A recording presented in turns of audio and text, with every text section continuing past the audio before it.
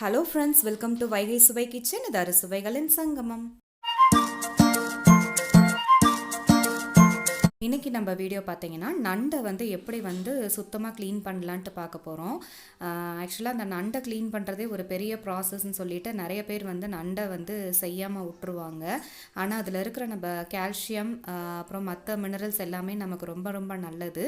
So அந்த மாதிரி ஃப்ரெஷ்ஷாக நண்டு கிடச்சா அதை எப்படி க்ளீன் பண்ணலான்றத பற்றி தான் இந்த வீடியோ. இப்போ பாருங்கள், நான் 1 கிலோ அளவுக்கு நண்டு வாங்கியிருக்கேன். ஸோ நமக்கு இப்படி ரப்பர் பேண்ட்லாம் போட்டு கொடுத்துருக்குறாங்க.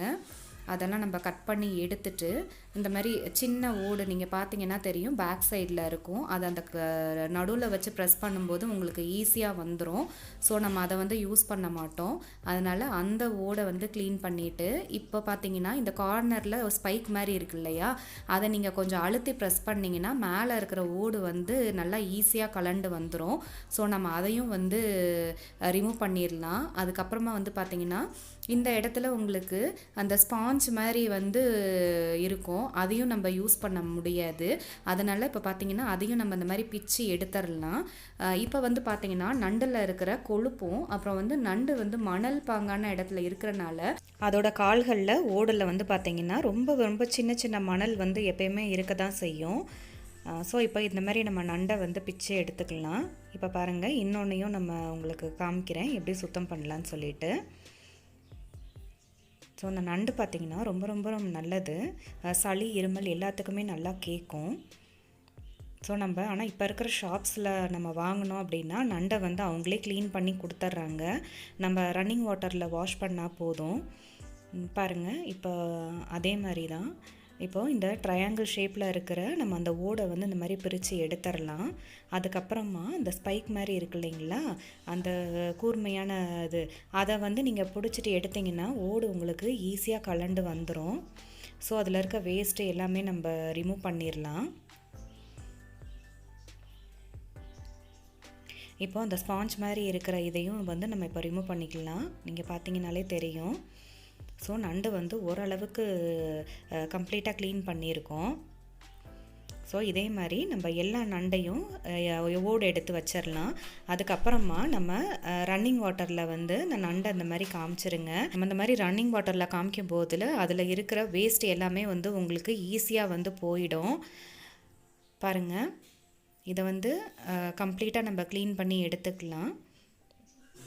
ஸோ இப்போ நான் இன்னொரு நண்டை எடுத்து காமிக்கிறேன். இந்த மாதிரி ஃப்ளஷ் வாட்டரில் காமிக்கும்போது உங்களுக்கு அது ரொம்ப க்ளீன் ஆகிடும்.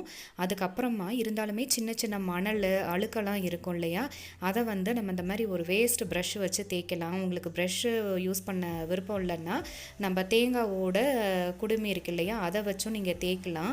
அப்போ என்ன ஆகும், அந்த சின்ன சின்ன மணல் அதில் இருக்கிற அழுக்குகள் எல்லாமே உங்களுக்கு கம்ப்ளீட்டாக போயிடும். ஸோ நமக்கு நண்டு ரொம்ப சுலபமாக சுத்தம் பண்ணிடலாம். அதுக்கப்புறமா இன்னொரு தடவை நீங்கள் இந்த மாதிரி ரன்னிங் வாட்டரில் காமிச்சிக்கோங்க. இப்போ பார்த்தீங்கன்னா தெரியும், நம்ம நண்டு நம்ம கம்ப்ளீட்டாக க்ளீன் ஆகிருக்கு. எந்த ஒரு அழுக்கு மணல் எதுவுமே இல்லை. ஸோ இதில் ஒரு சிலருக்கு பார்த்திங்கன்னா அந்த கால்கள் பிடிக்காது, அதில் எதுவுமே சத்தெல்லாம் இருக்காது. ஆனால் அதனால் இந்த கூர்மையாக இருக்கிறத மட்டும் நான் கட் பண்ணிக்கிறேன். ஸோ இப்போ பார்த்தீங்கன்னா தெரியும், அந்த நண்டோட கொடுக்கு இருக்கு இல்லையா, அதை கட் பண்ணிக்கிறேன். ஏன்னா நம்ம கடிச்சு சாப்பிடும்போது நம்ம உதடலெலாம் கிழிக்கிறதுக்கான வாய்ப்புகள் அதிகம். கட் பண்ணிக்கிறேன். ஸோ இதே மாதிரி நான் எல்லா நண்டுக்கும் கட் பண்ணி எடுத்து வச்சுக்கிறேன். சிலர் கால்களெல்லாம் தனியாக எடுத்துட்டு அதோட சதை பகுதியை முழுசாவோ இல்லை 2 பாகமாகவோ ஆட் பண்ணிக்குவாங்க. நான் அப்படியே தான் ஆட் பண்ணுவேன். ஸோ இப்போ இது மாதிரி க்ளீன் பண்ணியாச்சு. சிலருக்கு பார்த்திங்கன்னா அந்த நண்டோட ஸ்மெல்லு பிடிக்காது. அதனால் நான் கொஞ்சமாக ஒரு கையளவுக்கு கல்லுப்பை சேர்த்துக்கிறேன்.